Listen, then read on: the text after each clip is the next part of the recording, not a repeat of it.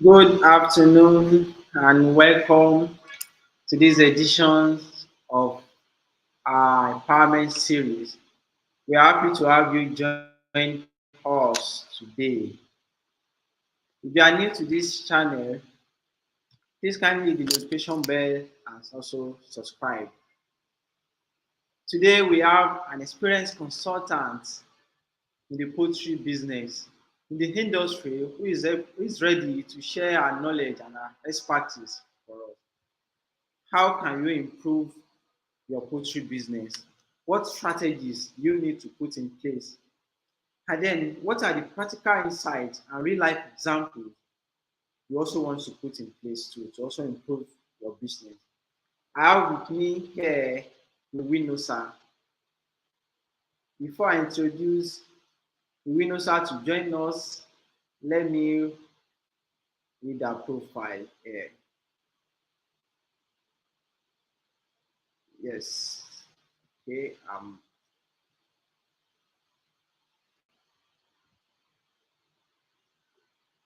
Iwinosa Munegelipe is a highly experienced poultry farmer and consultant with a passion for sustainable poultry production. With a bachelor's degree in agricultural economics and extension services from the University of Benin and a certification in chicken welfare and behavior, she has over 5 years of hands-on experience in successfully raising and managing thousands of healthy chickens with minimal mortality, good uniformity, and high growth and production rates.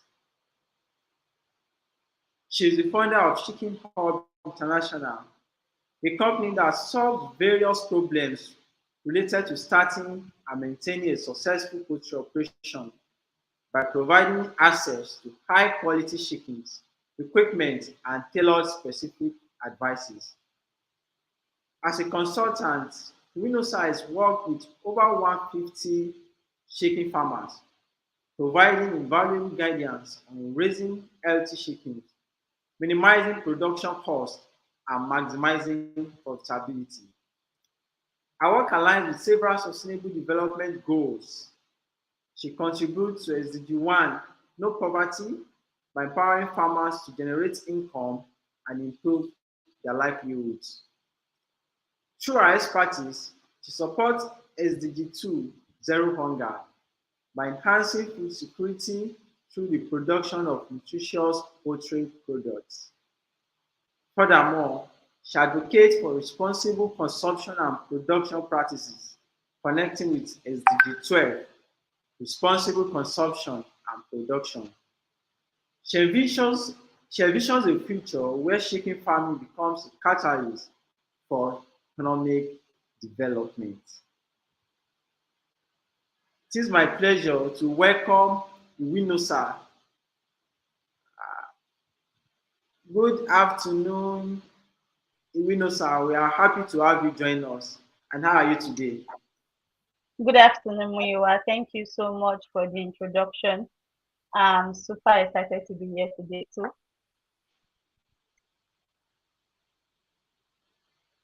Yes, Good afternoon. we are happy to have you on board.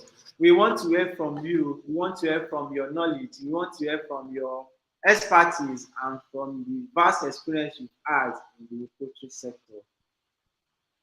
All right. So let's get started. We have 45 minutes today to discuss a whole lot on building a successful poultry business. And we'll be starting first of all with this. Poultry business is profitable. We have so many people selling and buying poultry products every day. Poultry business is one of the most profitable industry in the agricultural sector currently, but not everyone achieves success in it because the business requires careful attention to certain aspects.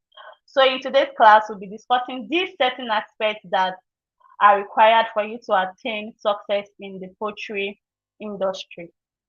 Let's move on to the next slide. First of all, we'll be discussing how to choose a niche. There are so many niches in the poultry industry. And for this class, we are focusing on poultry farming.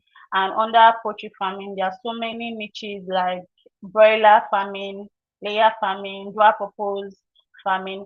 And there are still sub niches under these niches.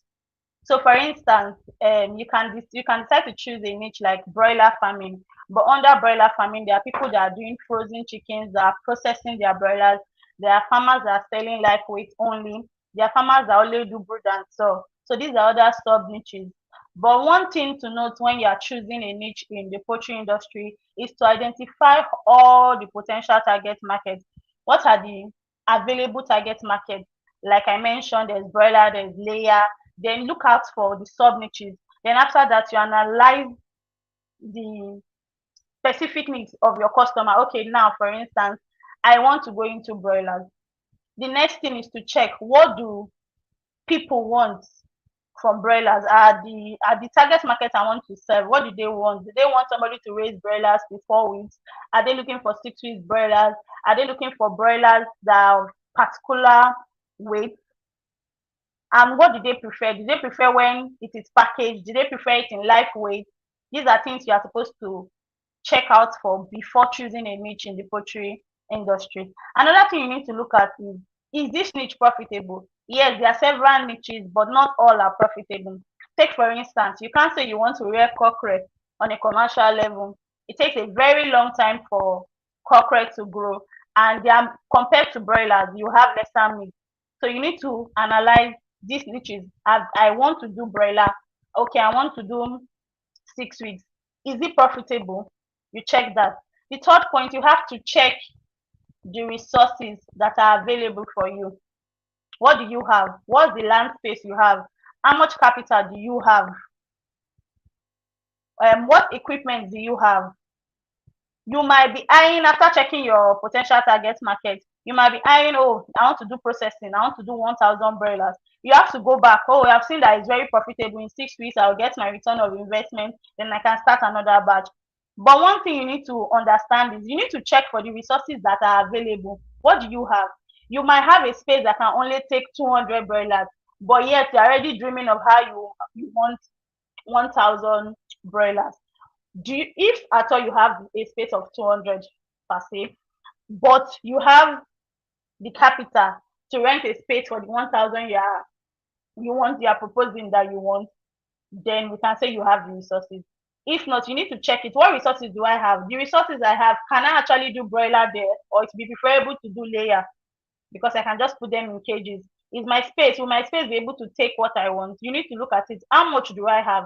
Will I be able to wait for the next 4 5 months before my layer start laying? Do I have that much funding, or I can just rear broiler for 4 weeks, sell and get back my return of investment?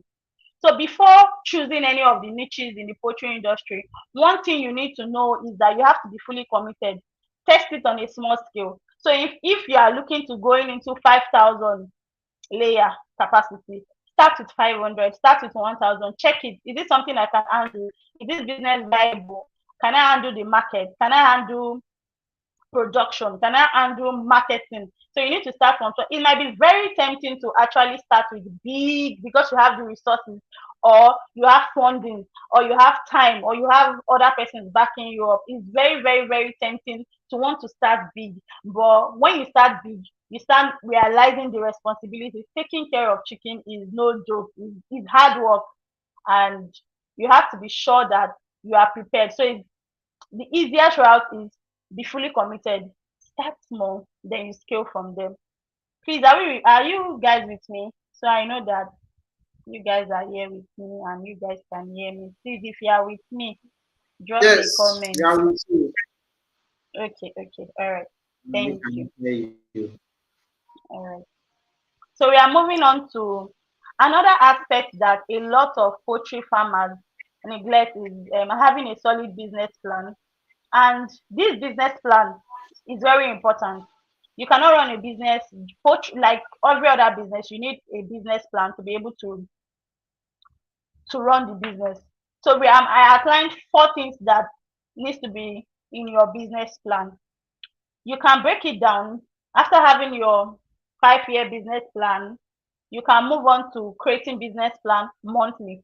So the first thing you have to do is clearly define your objectives and targets. What do I want from this business? What is my target for the next 1 to 3 months in this business, in the next 5 years? Then the second thing, you have to outline the specific steps and tasks that you need to accomplish this goal. So I already know what I want. What do I have to do to achieve this specific task? Then the next thing, you have to estimate the cost. How much will it cost me to get to my objective and to get to my target? Then the next thing is how much money, how much revenue am I getting from this investment? Then how much profit will I get from this investment? Then the fourth thing, you need to identify this particular business I'm doing. Are there opportunities for expansion? What are the strategies I have in place to achieve sustainable growth? For example, let's take an example. You have chosen your niche as point of lay. You want to be known for somebody that always has point of lay. You are the go-to business for point of lay. So if anybody is looking for point of lay, we should refer back to you. So this is your objective. This is your goal. You want to have increased sales in point of lay selling. So the next thing is, what is your target? Your target is, in this particular example, we are saying that our target is, I want to raise 500 points of lay per month. The next thing you have to do is create a step. How will I be able to achieve selling 500 points of lay every month? One, you have to identify the demand for point of lay chickens in the market. Two, you have to source for high quality point of lay from reputable suppliers. So, like we said in the first one, where are there people that want point of lay?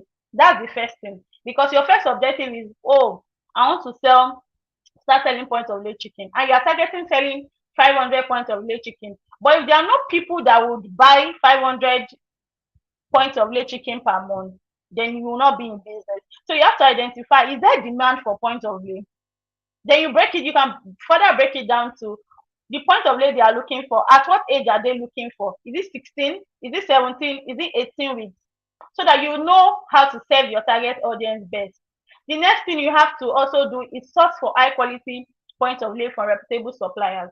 So you know that point of lay, it has to take at least 14 to 18 weeks before you start selling. You might not have the space to keep on rolling different batches.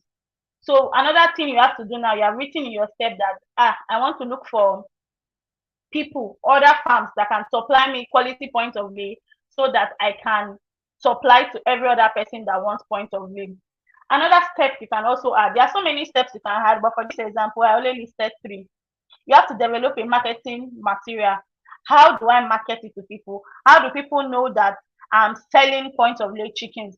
And you have to promote it. If they don't know about it, they cannot buy it. Then the next step, what is the cost of actually purchasing 500 points of lay? That if your objective is not to raise. Remember, in our objective, we are saying that we want to sell 500 points of lay we are getting from other farmers. So let's say you are buying the points of lay 3,000 naira for one. That means if you are buying 500 points of lay, you are going to be buying it for 1,500 naira. That's inclusive of every other cost, your transportation cost, your data, and every other thing and every other cost included in getting the point of lay. Then you have to move to how much do you want to sell it. That you have to have a profit. But in this class, we will not be talking about how to fix your profit because of time. But let's assume you already know how to fix your profit and you want to fix 200 naira on each point of lay you get. The next thing is now to check how much revenue will I be getting, and you'll be doing that by multiplying how much you want to sell your point of lay for times the number of points of lay chicken you have. Then your profit will be revenue minus your cost. So in this case, for every point of lay, you'll be making 200 naira. That's a solid plan, and it's very simple. You already have, let's go back so that you understand what I'm saying. The plan is, you have a defined objective, you know what you want, then you outline the specific steps. You check the cost, the revenue, and if it is profitable, then the last point in when you are creating your business plan is to check, are there opportunities for expansion, because trends are changing every now and then. So what we used to do before in the poultry industry has changed.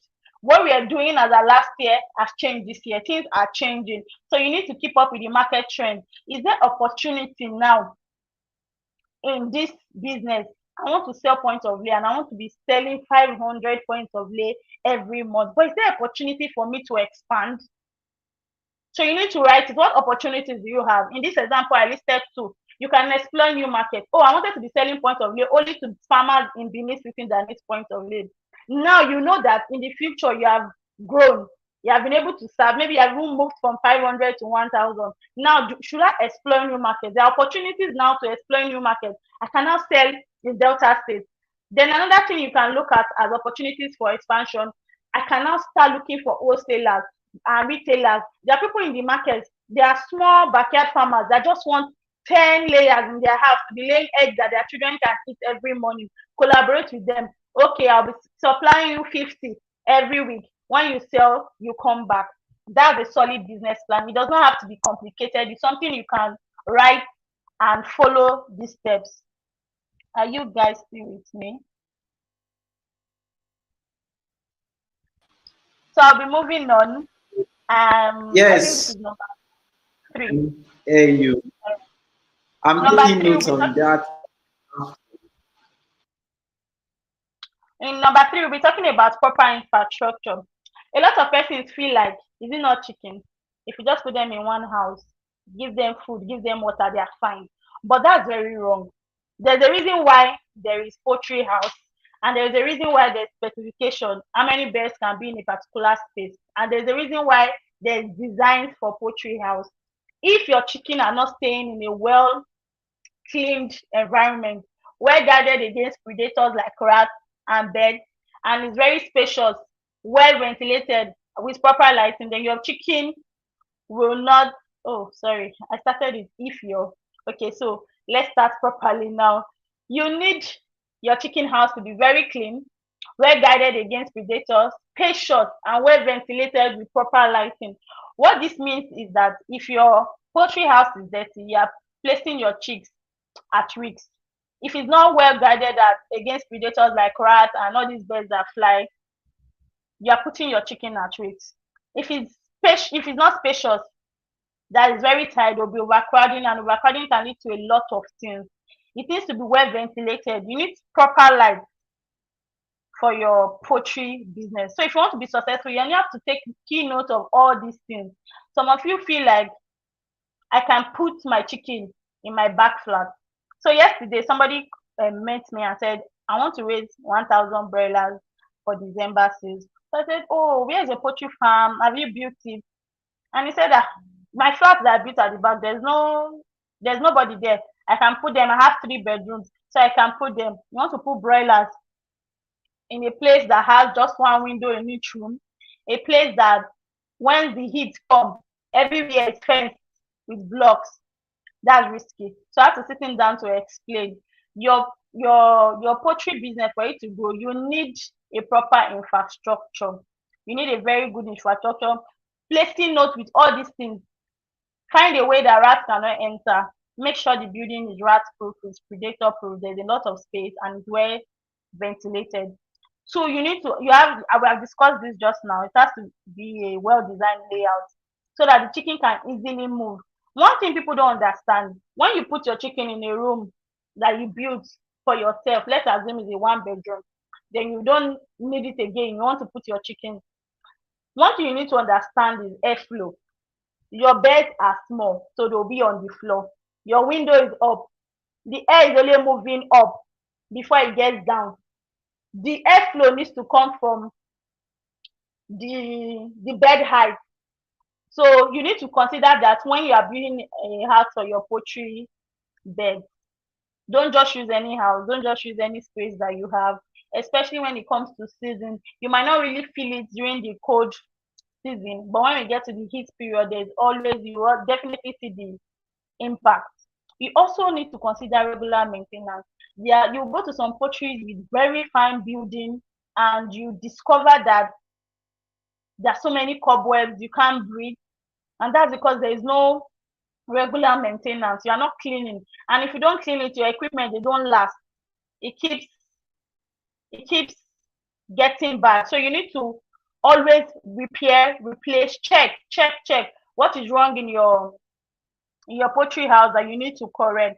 Then for proper infrastructure, one point that is not here is that your building has to be east-west direction. You also need to, so that's why when you are getting your poultry infrastructure, your poultry house, your equipment, everything, always speak to a consultant. We'll be moving to the next point to attain success in your poultry business. This is a very, very important step because without the chicken, there's no poultry business. We can't call you a chicken farmer when you don't have chickens. We can't say you have a chicken farm when there are no chickens inside.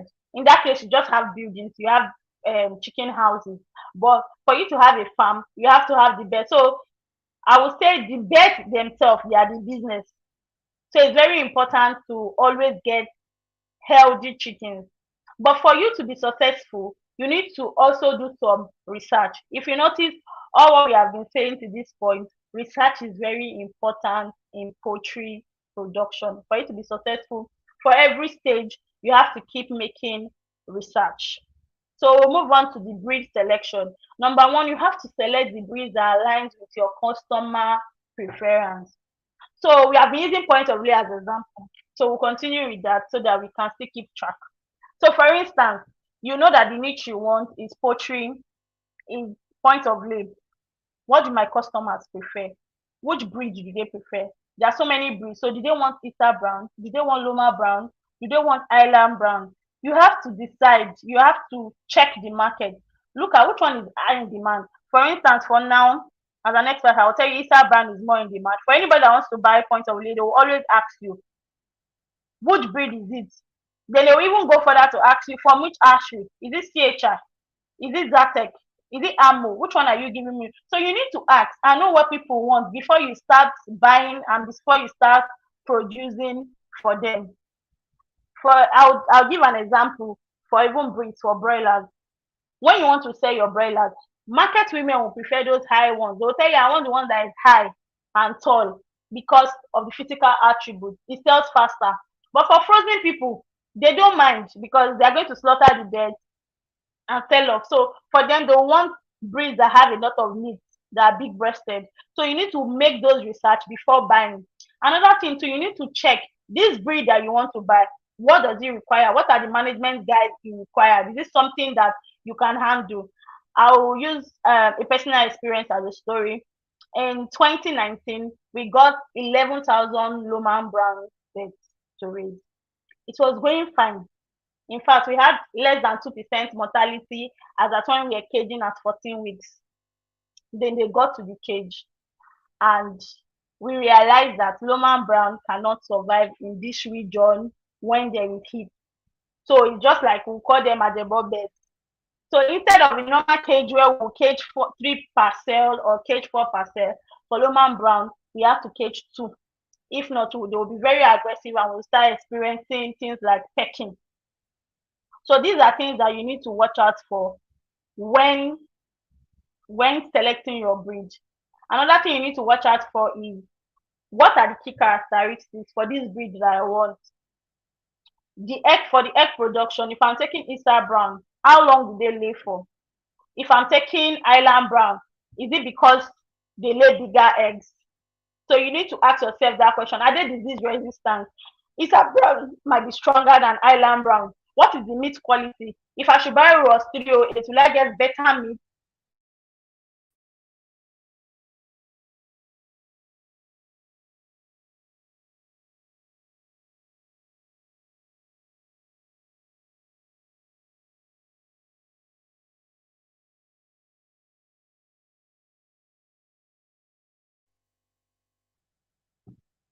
You need to source from a reliable. Sorry about that. I think we lost the network. The most important thing is to source from a reliable supplier or hatchery. How do you do that? You have to research. There are so many persons that sell chicken, but you need to check who will provide technical advice and resources for me. If I buy from this particular supplier, would they be able to give me details? Like all this research I'm saying, a reputable supplier is supposed to be able to provide you with technical resources, tell you how to raise the chicken, tell you the management guide. A chicken hub, we sell chickens. So it's easy for us to tell you, buy this one. If this is your goal, buy this particular product. This is how you can manage this product. This particular hatchery is having this particular issues. And these are ways that you can actually select a breed for your business. Let's move to the next slide. Another very important step for attaining success in your poultry business is how you take care of your birds and how you prevent diseases. You need to create and implement strict biosecurity measures.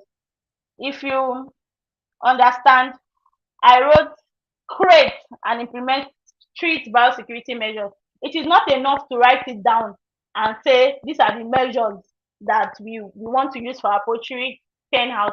We will not allow visitors to enter. We will have a food dip. It's not enough to write it down. You have to implement it.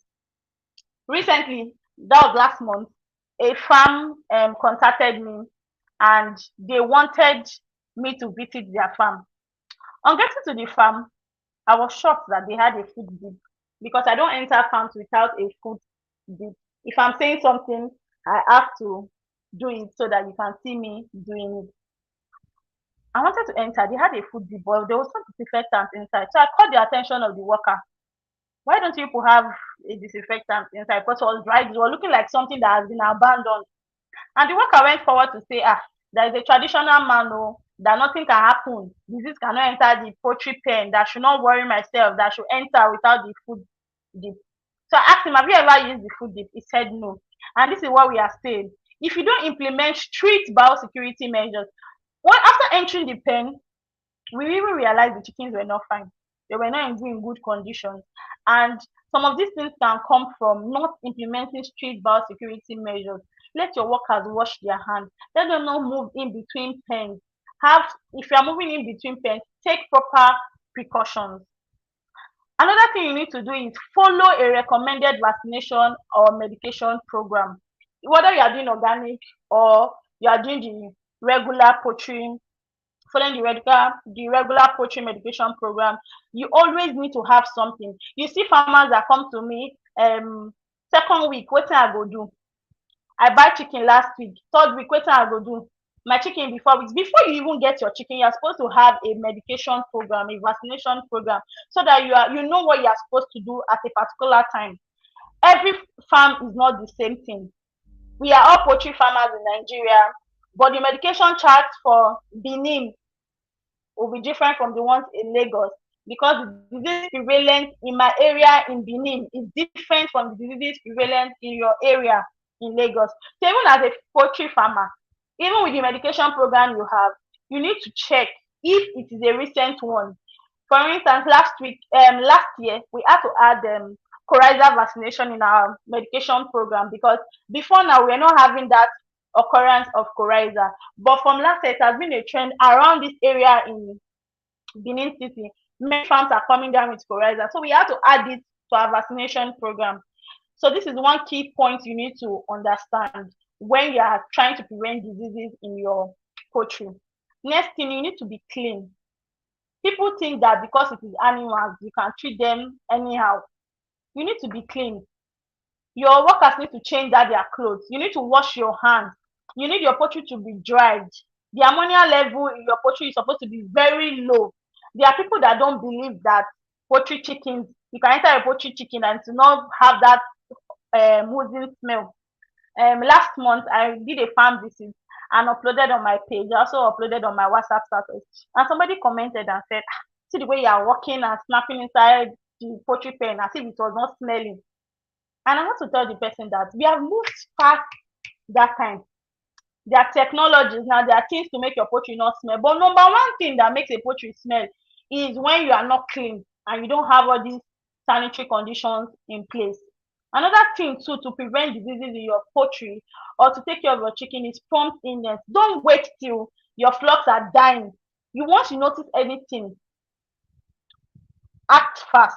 That's the word, act fast. There are farmers that will say, when they come, say my chicken is just dying. After, when did this start? I don't know. I saw one that was stretching the leg. Later, I saw green pool, but it was not everywhere now. It was just small place. Will it not kill them? Then it's spreading. Sometimes you see one pox and you leave the bed inside and say, it's just one chicken. It will not really affect my profit. Then it moves to 10, it moves to 20. So you need to be prompt. You see one thing, you act fast. Seek veterinary care. You cannot know it. That's why we have veterinary doctors. They are the professionals. If you see anything in your poultry, even if you have the knowledge to an extent, always consult a professional to put you in check. Not to a particular two poultry diseases can actually have similar symptoms, and it only take a consultant or a professional to actually be able to streamline it down and tell you that this is the disease. So always have it at the back of your mind to seek veterinary care. And the last point under taking care of your chicken and preventing disease, will maintain detailed records of your vaccination, treatment, when disease occurs in your farm. Write it down. This will help you for effective management and decision making. I'll give an example. One time we had a very bad issue with a particular hatchery in Nigeria that I would not like to mention their name. We started having high mortality from day 5, and we had to treat. At week 6, we were still having the same issue. So a vet came and we were supposed to medicate the chicken with gentamicin injection. So he said, oh, because they were still very young, it's not something they were supposed to take at their age, but because of the crisis at hand, we will give them a lower dose. So we did 0.3 mil. That vet was not reachable and we had another crisis. Another vet had to come and he still prescribed that same injection. And this time around, it was like, because they are so young, let's not hit them with 0.5. Let's just go to 0.3. I had to bring my record, and in my record, I saw where I wrote we did 0.3, the particular brand we gave, the day we gave. This also helped the new vet make an informed decision because of the record he saw, he now had to increase it to 0.5. And after that treatment, the birds were very fine. So what am I saying? It's not enough to write that you gave Lasota. Which brand of Lasota did you give? What was the expiring date on it? How did you administer it?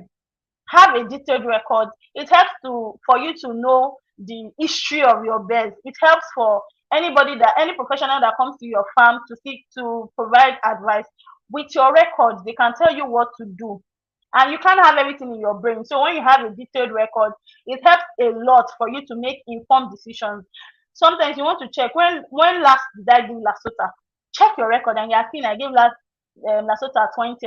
I gave Lasota clone. So now I'm supposed to do Lasota plus IB. If you don't have that record, you will not be able to say the type of Lasota you gave or the brand that you have. Moving on, we'll be talking about nutrition and water. This is a very interesting part because many farmers have the opinion that raising chicken is not hard once you give them feed and water. Many farmers like that have the opinion that raising chicken is not hard, that when you just give them feed and water, it's fine. I'm sure some of us here too might have that opinion. But one thing we need to know that is that chicken, they need balanced diet. Just like humans, we need balanced diet for a lot of things like to develop our bones, for immunity, and for our body to function properly. That's the same thing with chicken. If you don't give your chicken balanced diet, they cannot grow. And one thing we need to keep in mind is that it's only an healthy chicken that will give you profit. If you don't give your chicken balanced diet in the right proportion, because a lot of people say, if I ask, what's the quantity of feed you feed your chicken? I don't know, those chicken they eat, they pour the food. That's not right. There's a recommended daily feed intake based on their age. So for a chicken, let's say for instance now, a small laying bird that is day old, they will eat 11 grams the first week, between 10 to 12 grams. So I'm eating an average of 11 grams the first week. When they start laying, they'll be eating 110 grams to 115 grams. So this is just to give you an idea that they have a specific grammage they're supposed to eat per chicken daily according to their age.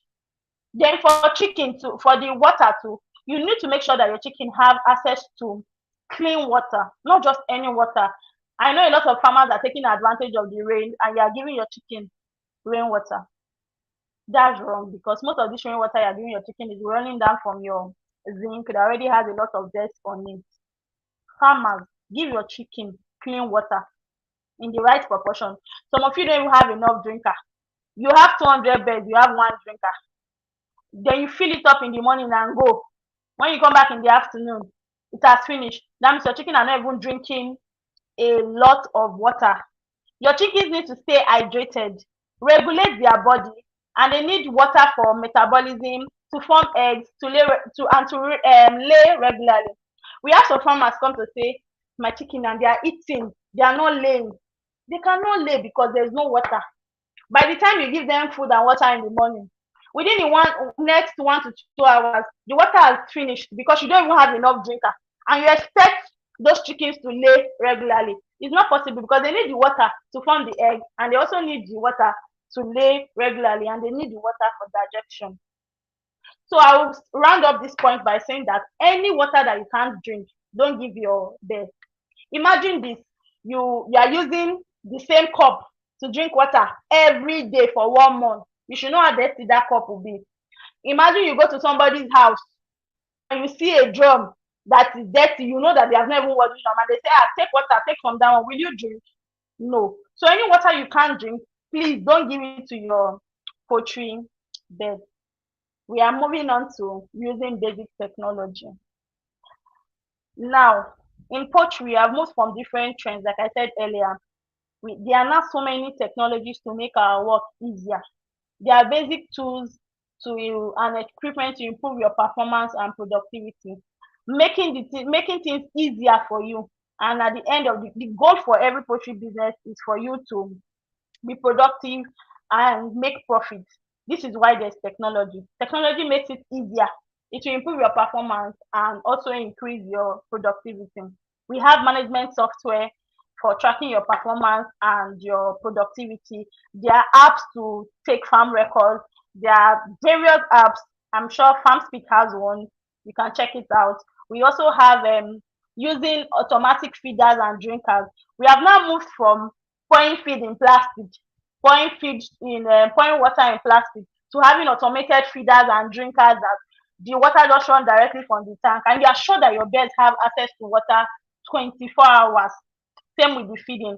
We have moved from using our hand to weigh our birds and saying it big well to using digital scale that we can now use to measure our birds and tell you the exact weight, because there's a standard of measurement everywhere. 1 kg in Benin is 1 kg in Lagos, but a big to you in Benin, that is a very small bird to somebody else in Lagos. We have moved from using spoon. I know this majority of farmers are on this table. We are using spoon, 1 teaspoon to 4 liters to measure our drugs. We have moved from there to using digital scale, measure it 2 grams to 10 liters, and use accurate medications for your chicken. We have moved from using our eyes to say my chicken is dehydrated, that means they are feeling cold. My chicken are moving towards the brooder lamp, that means they need more heat, to using thermometers to check the temperature of the chicken and knowing if they are fine. We have moved from going under our cage to be using shovels to pack litter. We now have manual scrapers that can pack the litter. We have moved from even using our hands to pluck chicken. We are now using the feeding machines that can actually defeather 5 chickens within 1 minute. You can see how technology is making everything easy. So instead of spending hours defeathering your chicken, you can just do it within minutes. Are you guys still with me?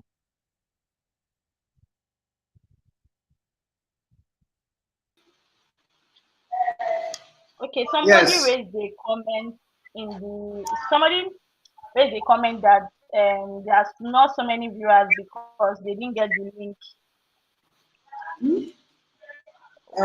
Okay, I'm attending to that. Okay, Can you hear me? all right. So All Yes, I right, can hear thank you. you. So let's move on. We'll be talking about staffing. Another aspect is even if you have the equipment, you have the resources, you know your your niche, you have chosen your niche, but the workers who are going to do the work. Even with the technology you have, you also need staff to operate those machines. So first of all, you need to have the appropriate number of staff to handle the workload. You cannot have 10,000 chicken and have only two poultry workers. It's not realistic. So you need to calculate how many chickens do I have? What's the workload in my farm? Because no two farms are the same. So you cannot compare and say, ah, those people no only 3,000 chicken they get. They have two workers.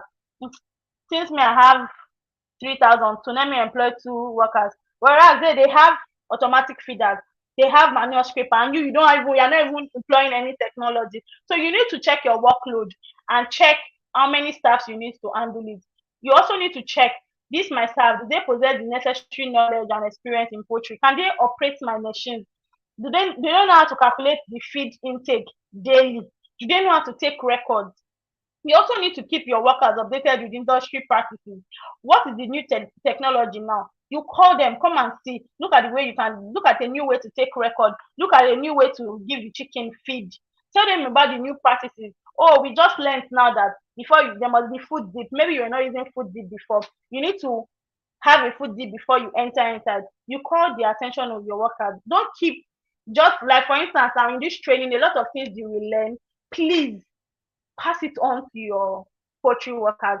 They are the ones that are actually taking care of the birds. You might be the management, but they are the ones that are observing the chicken. So you need to always pass information to them. If you see a chicken with swollen eye, come attention to it. Pass all these informations to them. And one more thing, always recognize your workers, recognize the work they are doing, provide feedback to them. It's very essential that you provide feedback to them. We'll be moving on to marketing your farm products. This is a very interesting part that most people like. First of all, you need to what many people will come to ask me that what are ways that I can actually market my farm products. In this slide, I wrote 5 ways that you can manage your poultry products. And number one that we'll be talking about is create a physical store for sales. Many poultry farms don't have physical store, but if you can actually afford it, by all means, please get a physical store where you can showcase your poultry business. What this does is that apart from people messaging you on WhatsApp or calling you, or you always moving your products in different places, always you have a point where workers can come to and buy from you. I don't know if you understand what I'm saying. So if you have a physical store, rather than always loading your eggs in the vehicle and moving from one place to the other to supply your customers, when you have a physical store, they have a place that they can come. In picture having a physical store where you have customers lined up, sitting there, coming to buy, walking in and coming to buy. That's something that you can use in marketing your poultry business. Another point is provide delivery service. There are so many farms that don't provide delivery service. They'll tell you to come to the farm. While you're also putting your birds at risk, it's very good to adapt this marketing strategy, provide delivery services, make it easy, and people will want to patronize you. Another way you can market your poultry business is getting distributors and retailers. There are people that want to buy 100 crates at once. So instead of bothering yourself trying to sell to 20 people in a day that will buy two crates, you can just offer your full day productions to distributors and retailers. That way, you're saving costs of owning a shop or other stress if you cannot afford it. Another way you can market your farm product is to advertise your product. If we don't know that you sell chicken, we cannot buy chicken. So if you don't market your product, you cannot make sales. You cannot make money from it. Advertise it. Advertise on Facebook, advertise on Instagram, put it on your status. Let everybody know that you are selling chicken. And when we know you are selling chicken, that's the only way we can come and buy. You can also collaborate with food shops and supermarkets. when we mix food shops and supermarkets, for instance, there's a pepper soup joint that sells assorted pepper soup. They sell goat meat pepper soup. Why not meet them and tell them that sell chicken pepper soup? I'll supply you chicken pepper soup. I'll supply you chickens to cook your chicken pepper soup. That's already collaboration. Moving to the next part, marketing tips for poultry business. For you to gain success in your poultry business, you need to market your product. And I'll be highlighting some points and some tips you can use in marketing. The first one is highlight your unique selling points for your poultry product. Tell your customers that this is my best. If you see where they are, I raise them in very healthy conditions. There's no antibiotic residue inside. There's no dirt inside.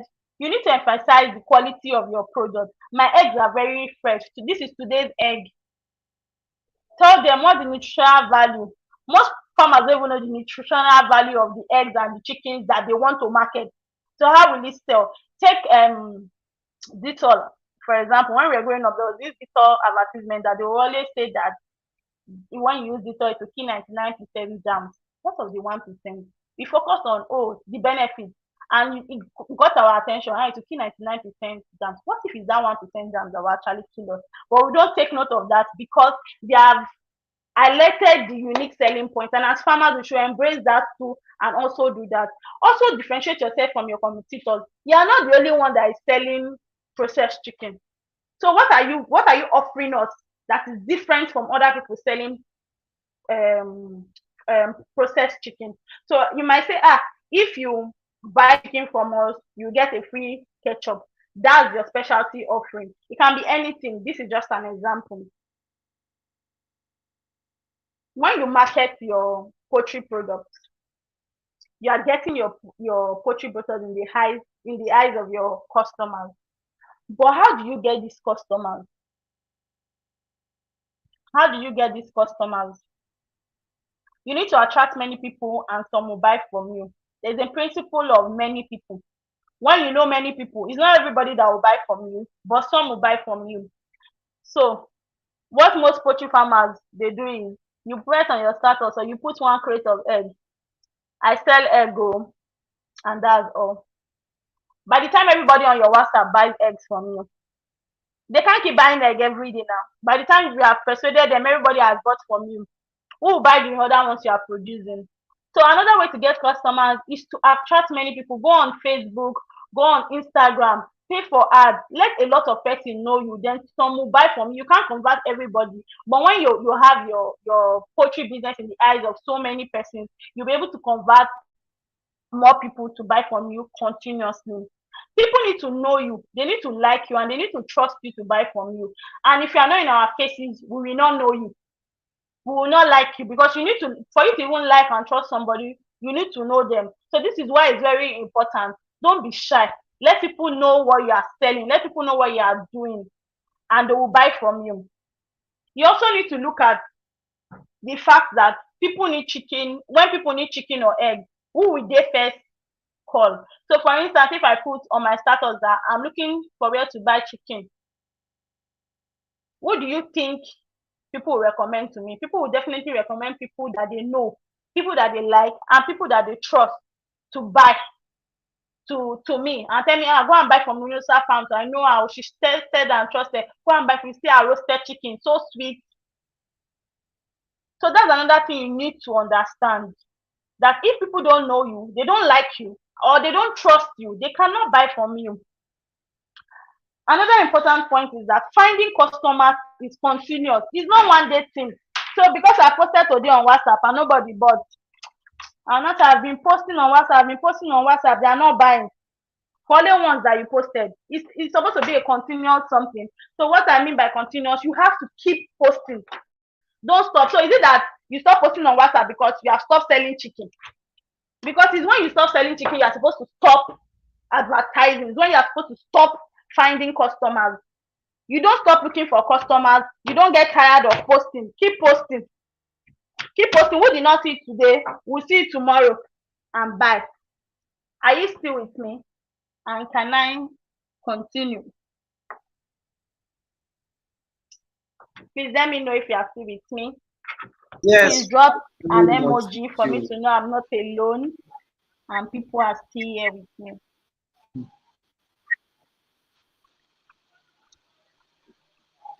Yes, we can All hear right. you. And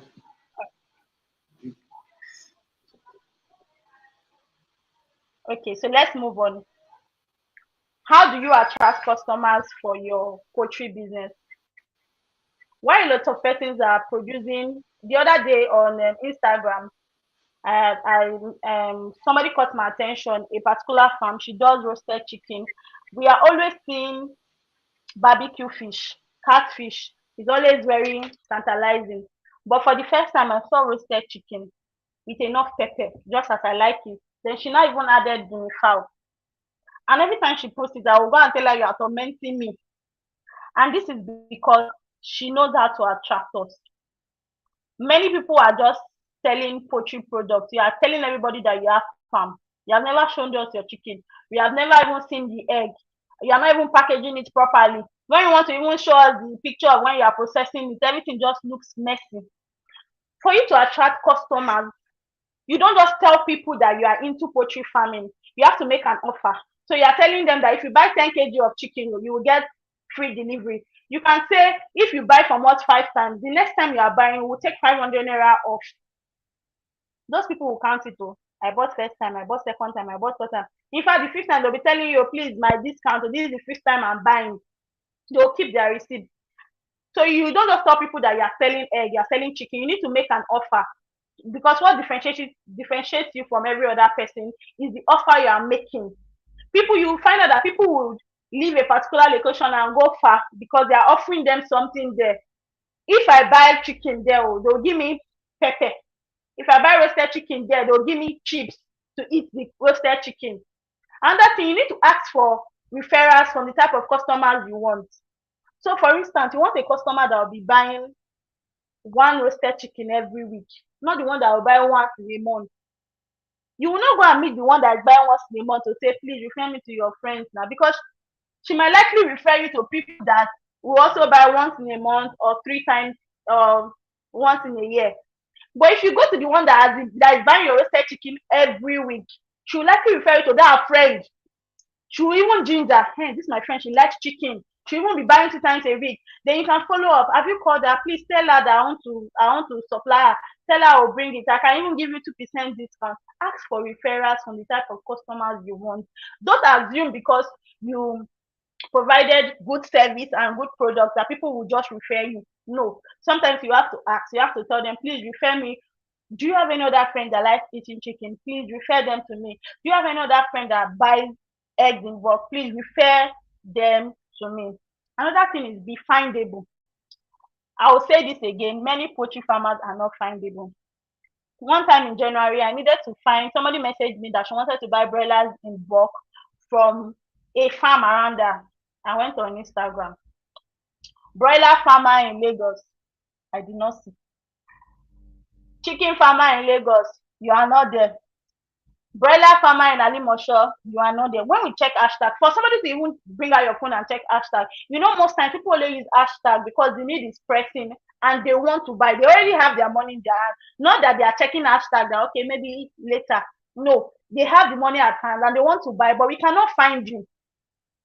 So if we check Instagram hashtag, if we check Facebook, if I go to Facebook now and type chicken farmer in Lagos, will I find you? If I go to Google and put chicken farmer in Benin, will I find you? No. And there are people that wake up and they want to buy these things, but we cannot find you. Except we have to keep asking people. But there are some persons that once you go to Instagram now and type poultry farm in Benin, you see the list of farmers and we can patronize these people. So as poultry farmers, we should learn to be findable. Let people be able to see you. Another thing, as poultry farmers, we need to join group. In this business, you need as much support as you can get. And it's not just joining group. Some of us will join group when they are saying anything, you will not contribute. People don't even know what you do. When you go to platforms like this or poultry groups, always ensure that people know what you do. There are fellow poultry farmers there, but there are still poultry farmers that can buy from you. Let's take an example. I'm a poultry farmer that wants to go into processing of broilers, but I don't have the time nor the space to brood my chicken from day old to 4 weeks. So I just want somebody to supply me at 4 weeks. I'll feed them to 8 weeks. I have the space, I have the time. I don't even know how to brood. I think it's very tedious to brood. So I'm looking for somebody. These are two poultry farmers that can collaborate together. We cannot find you if you are not in groups or in platforms. We will not know what you are doing when anytime we are talking in the group, you are quiet. We don't even know what you are doing. Let it be that you are in that group, and when they say introduce yourself, most times when we join new groups, they say welcome our new persons, introduce yourself, and most people just say my name is Vinosa, I'm a poultry farmer. No, change it. My name is Vinosa. I produce and sell fresh eggs. I sell in bulk. This specification. My name is this. I sell broiler chicken. I process them. If you want me to cut it, we have in different types. We have old chicken. We have cut 4. We have cut 8. Tell them what you do, and you will get more customers. You're attracting more people. And even if we don't buy immediately, we know that there is somebody that does this. And if, for instance, anybody asks me, I'll try to picture, there was somebody in this group that mentioned, sometimes you even see on Facebook, people will say there was somebody in this group that mentioned that they used to do brood and sell. Please, I've been trying to reach you, because you already made an impression with the way that you introduce yourself. The last but not the least is simplify your buying process. A lot of times it's very difficult to buy from poultry farmers. I want to buy 50 crates of eggs. How will I get it? I don't have farm bus, so you have to come to the farm. Okay.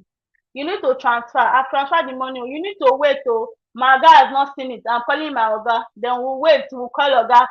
We'll call. We'll wait. We'll not call Oga. Oga will say, oh, I just saw, after waiting for 1 hour, I've seen it. You can start coming. Then you are coming to the farm. They'll say you need to call Ade. When you reach there, tell Ade that is Mr. This person that said that you should come. That Oga has already seen the account. Then you are wasting our time. Simplify your buying process. Let it be that when we want to buy from you, it's easy. I send a message and tell you I want to buy 50 crates of egg. Even if you are telling me to pick up, as I'm sending the money, even if we know that we are in Nigeria and sometimes transactions take long, but when I mean simplify your buying process, don't make it too tedious for us. We want to patronize you. It's roasted chicken I want, and I called you around 8 o'clock that I want roasted chicken. I'm waiting till 9 a.m. You have not answered. 10 o'clock, you have not answered. Then when I answer and I've paid, then you say I should wait again for another 2 hours before you process it. So many stories. As farmers, simplify your buying process. Make it very easy for your customers. There are customers that will get to know you, that you will just tell the customer, no need to come and collect the roasted chicken. I will send a rider to come and just pay for it. Would you like me to give it to a rider? Simplify it, make it easy for them, and your customers will preach to other persons about your product. We'll be ending this class with this. Running a poultry business requires dedication, hard work. You need to be committed to making your poultry business successful.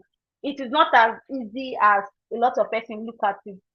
For you to run a successful poultry business, you need to be dedicated, you need to be hardworking, and you need to be committed.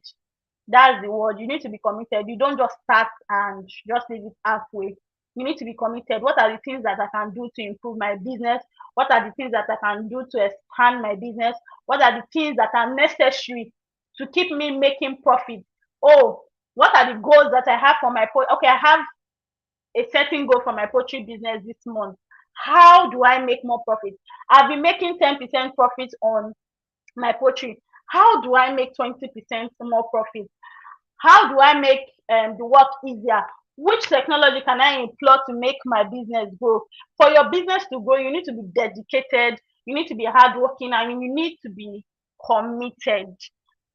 And that will be all for today. Please, if you have any question for me, please drop it in the comment section. That's really insightful. Thank you, Winos. I was just taking notes and taking notes and taking notes. Thank you for that. You see, Thank you. I've met some farmers and I've seen them ask me some questions regarding their poultry business, regarding the issues they face and the problems. And just from what you said, I remember some of the problems, if not most of the problems, are caused by poor infrastructure. You see, the clean the environment, the biosecurity. Thank you for that presentation and for that insightful knowledge on what we need to see. I also appreciate the real life examples that you give to regarding this. We hope these farmers will also find this insightful. Yes, thank you, Benjamin, Shegun, and Desola too. We hope you also find this insightful and also try to implement all this. This is full. Then I have a question, Winosa. How do you ensure optimum growth of your birds?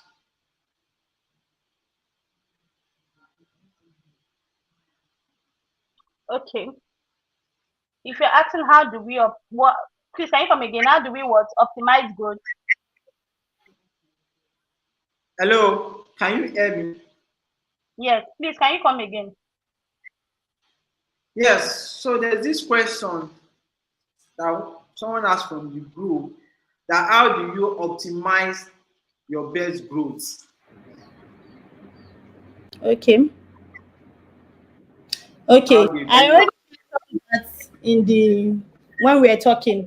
For you to optimize your best growth, there are certain things such as the nutrition and water, the space. I think everything we spoke about today is very necessary for you to optimize the growth of your chicken. Your chicken will not grow if they don't have balanced diets. They will not grow if they don't have access to clean water and sufficient water. Your chicken will not grow if the infrastructure is bad and wherever they are is clumsy, is tight, and they are overcrowded. Your chicken will not grow if they have diseases. And we also spoke about how you can prevent these diseases. So these are things you need to look out for if you want your chicken to grow. Your chicken will not grow if you don't have enough feeders. You might have enough feed, but you don't have enough feeders. You don't have enough drinkers. You may have too much space, your chicken will not grow. So these are things that you need to consider if you were in the beginning of the class for the person asking, you will notice that I talked about overcrowding, I talked about diseases, I talked about feeding. These are things that you need to consider for your chicken to grow. You might wonder why you bought the same ashu, you are giving the same feed, you are giving the same quantity, yet the other farmer zone is growing. You need to check other things. Are your infrastructure okay? Are your feeding schedule okay? Is the breed the same thing? So there are many factors, like I said, that you need to consider for your chicken to grow properly. Thank you for finding justice to that question. Yes, I hope we were able to find answer to that question regarding optimizing their growth. Yes, these tips are so many, and I hope you also try to also put them into practice. Your marketing, the tips you need to do to market your produce, as well as the technology that you need to. Yes, FastPick also have this management app, FS Manager, that you can use to manage your activity. We also have device that can also use to implement and also improve your remote monitoring and tracking of your farming activities of your poultry business. Thank you, Winosa. We're happy to have you join us, and thank you for this Thank you. insights and great knowledge that you just shared. You can reach out to Winosa on Instagram at chickenpub.ng. Winosa is a consultant in the industry and she has a lot of experience. So you can reach out to her too. Also, you can also reach out to Ross. Let me try to share the page here. You can also reach out to us, Fast Speak Technology, via, I think, via our Instagram page, Fast Speak Technology. You can reach out to us via Telegram. Okay, it's up now. It's up.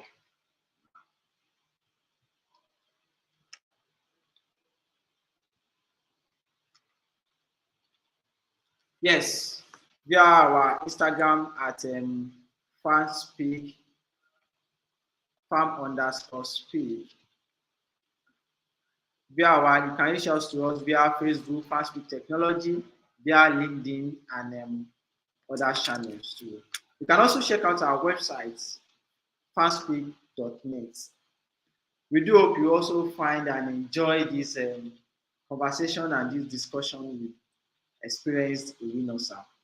Please don't forget to subscribe to the channel and also hit the notification button for subsequent updates. We hope you also find the next upcoming webinar interesting and enjoying just as this. And for now, please do enjoy the rest of your day and see you soon.